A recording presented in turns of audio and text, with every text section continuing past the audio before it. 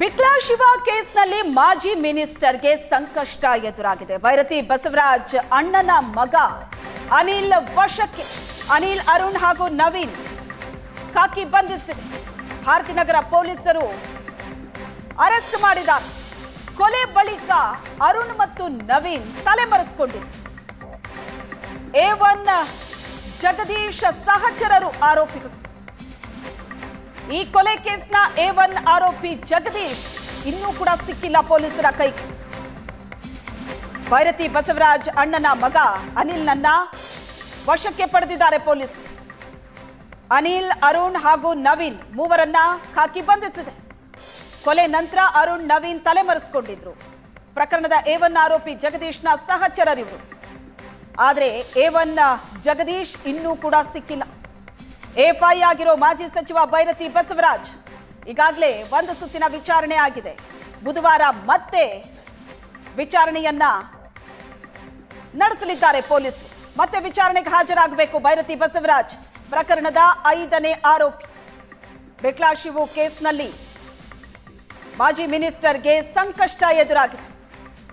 ಬಂಧನದ ಭೀತಿಯಿಂದ ವಿಚಾರಣೆಗೆ ಹಾಜರಾಗೋದಕ್ಕೆ ಹಿಂದು ಮುಂದೆ ನೋಡ್ತಾ ಇದ್ರು. ಆದ್ರೆ ಈಗ ಮತ್ತೆ ಬುಧವಾರ ವಿಚಾರಣೆಗೆ ಹಾಜರಾಗಬೇಕು.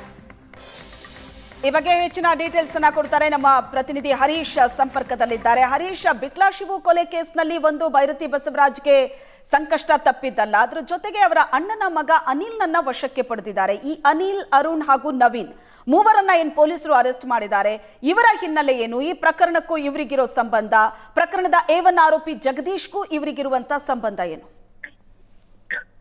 ಖಂಡಿತವಾಗಿ ಶ್ವೇತಾ, ಈಗಾಗ್ಲೇ ಏನು ಈ ಒಂದು ಪ್ರಕರಣದಲ್ಲಿ ಭೈರತಿ ಬಸವರಾಜ್ ಕೂಡ ಈಗಾಗ್ಲೇ ಅವರನ್ನು ಕೂಡ ವಿಚಾರಣೆ ಮಾಡಲಾಗಿದೆ. ಅವರನ್ನ ಬುಧವಾರ ವಿಚಾರಣೆಗೆ ಮತ್ತೆ ಬರೋದಕ್ಕೆ ಹೇಳಿದ್ದಾರೆ ಅಂತ ಹೇಳಿ ಅವರೇ ಒಂದು ಸ್ಟೇಟ್ಮೆಂಟ್ ಅನ್ನ ಕೂಡ ಕೊಟ್ಟಿದ್ದು. ಇಷ್ಟರಲ್ಲಿ ಇದೀಗ ಮತ್ತೊಂದು ಸಂಕಷ್ಟ ಎದುರಾಗಿರುವಂತದ್ದು. ಅವರ ಸಂಬಂಧಿಯಾದಂತಹ ಅನಿಲ್ ಏನು ಆರೋಪಿಗಳಿಗೆ ಒಂದು ವೆಹಿಕಲ್ ಅಂದ್ರೆ ಕೊಲೆ ಮಾಡೋ ಸಲುವಾಗಿ ಒಂದು ವೆಹಿಕಲ್ ಅನ್ನ ಏನೊಂದು ಪೂರೈಕೆ ಮಾಡಿದ್ರು, ಅಂದ್ರೆ ಆ ಆರೋಪಿಗಳಿಗೆ ಸಹಾಯ ಮಾಡಿದ್ರು ಅನ್ನುವಂತಹ ನಿಟ್ಟಿನಲ್ಲಿ ಇದೀಗ ಆ ಒಂದು ಆರೋಪದಡಿಯಲ್ಲಿ ಅವರ ಮೇಲೆ ಏನ್ ಪೊಲೀಸರಿಗೆ ವಿಚಾರಣೆಯಲ್ಲಿ ಗೊತ್ತಾಗಿತ್ತು. ಅದೇ ಹಿನ್ನೆಲೆಯಲ್ಲಿ ಈಗ ಅನಿಲ್ ನನ್ನು ಕೂಡ ಈಗಾಗಲೇ ಪೊಲೀಸರು ಬಂಧನ ಮಾಡಿರುವಂತದ್ ಜೊತೆಗೆ ಈಗಾಗಲೇ ಏನು ಹಿಂದೆ ಆರೋಪಿಗಳು 5 ಜನ ಅರೆಸ್ಟ್ ಆಗಿದ್ರು.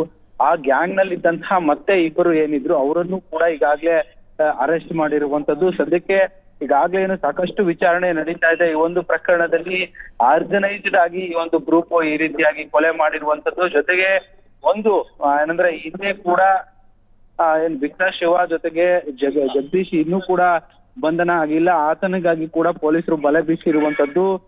ಜೊತೆಗೆ ಏನ್ ಇದೊಂದು ಆಸ್ತಿ ವಿಚಾರವಾಗಿ ಏನೊಂದು ಕೊಲೆ ಆಗಿದೆ ಅಂತ ಹೇಳಿ ಒಂದಷ್ಟು ಆ ಆಂಗಲ್ ನಲ್ಲೂ ಕೂಡ ಪೊಲೀಸರು ತನಿಖೆಯನ್ನ ಮಾಡ್ಲಾಗ್ತಾ ಇರುವಂತದ್ದು. ಜೊತೆಗೆ ಇದೀಗ ಏನ್ ಮೂವರು ಮತ್ತೆ ಅಂದ್ರೆ ಇದುವರೆಗೂ 5 ಜನ ಆರೋಪಿಗಳನ್ನ ಅರೆಸ್ಟ್ ಮಾಡಿದ್ರು. ಇದೀಗ ಮತ್ತೆ ಇನ್ನೂ ಮೂವರನ್ನ ಬಂಧನ ಮಾಡಿರುವಂತದ್ದು. ಅದರಲ್ಲೂ ಪ್ರಮುಖವಾಗಿ ಅನಿಲ್ ಅವರ ಭೈರತಿ ಬಸವರಾಜ್ ಅವರ ಸಂಬಂಧಿ ಅಂತ ಹೇಳಲಾಗ್ತಾ ಇದೆ, ಅಣ್ಣನ ಮಗ ಅಂತ ಹೇಳಿ ಹೇಳಲಾಗ್ತಾ ಇದೆ.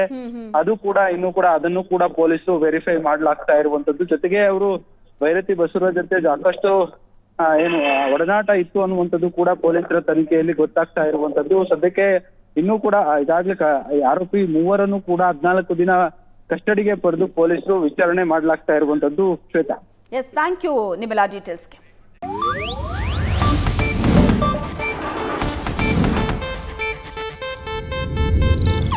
ಇದು ಏಷ್ಯಾನೆಟ್ ನ್ಯೂಸ್ ನೆಟ್ವರ್ಕ್ ಪ್ರಸ್ತುತಿ.